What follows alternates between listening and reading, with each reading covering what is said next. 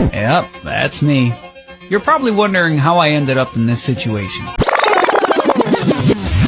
Hello guys, Bangkok ma summer ကအရင်ပူတော့လေရှေ့ရန်စောကျင်လာလို့တမောပန်ခဲမှာရှိတဲ့ Harbour Island ကိုခုရောက်လာခဲ့ပါတယ်ဒီ branch က Harbour Island မှာကအခုက buy one get one ပေးနေရနော်အဲ့ဒါသိပြီးကြပြီလားသူကဒီ September အထိကိုပေးနေရဆိုတော့အချိန်လေးရှိသေးတယ်သွားစောကျင်သွားစောလို့ရအောင်လို့တရင်ကောင်းလေးလာပေးတာပါသူ့ရဲ့ပုံမှန်စီကတယောက်ကို690ဒါပေမဲ့အခု buy one get one ဆိုတော့အဲ့ဒါတို့တွားခဲ့ရတယောက်ကိုမှ300ကျော်လေးပဲကြခဲ့ပါတယ်ပုံမှန်ကတော့သူ့ရှိမှာ Harbour Land နဲ့ Harbour Island ဆိုပြီးနှစ်ခုရှိရပေါ့နော်ဒါပေမဲ့သူက discount ပေးတာကကြတော့ဒီ Harbour Island ကိုပဲပေးရပါနောက်တစ်ခုကကြတော့သူက less 3 hour အတွင်းမှာပဲ ticket ကိုရောင်းတာပါအဲ့တော့ ticket ကကျိုးဝယ်လို့တော့မရဘူးသူရောင်းချမဲ့3နာရီအလိုမှ300မှရတာပါ Harbour Island တွေကဘန်ကောက်မှာအများကြီးရှိပေမဲ့ဒီ The Mall ဘန်ခဲမှာရှိတဲ့ Harbour Island ကတော့ဒီ2026 March မှာစပြီးဖွင့်လာတာဆိုတော့ပိုပြီးတက်လို့ Ellery ရွှေပြတာပါအခုပထမဆုံးတွေ့ရတဲ့ဟာကတော့ Wave Island ပါဒီထဲမှာတော့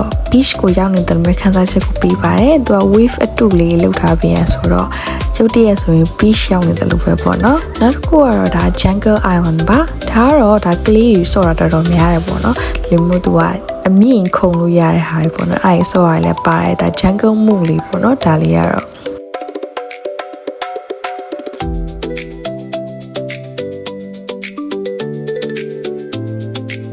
ဒါကတော့ Harbour Island ရဲ့ overall map လေးဖြစ်ပါတယ်။တကယ်ချင်းနေရောက်တာကတော့အဝတ်လက်ကန်ထဲမှာ selfie ပေါ့နော်။ဒါကဝင်ချင်း Harbour Island လေးကိုရောက်ပါပြီ။အဲ့တော့အရင်ပြုံနေပေါ့နော်။အခု slide ကိုစပြီးတော့စီးပါမယ်။ရမ်းမြင့်တဲ့ slide စီးမှာပါ။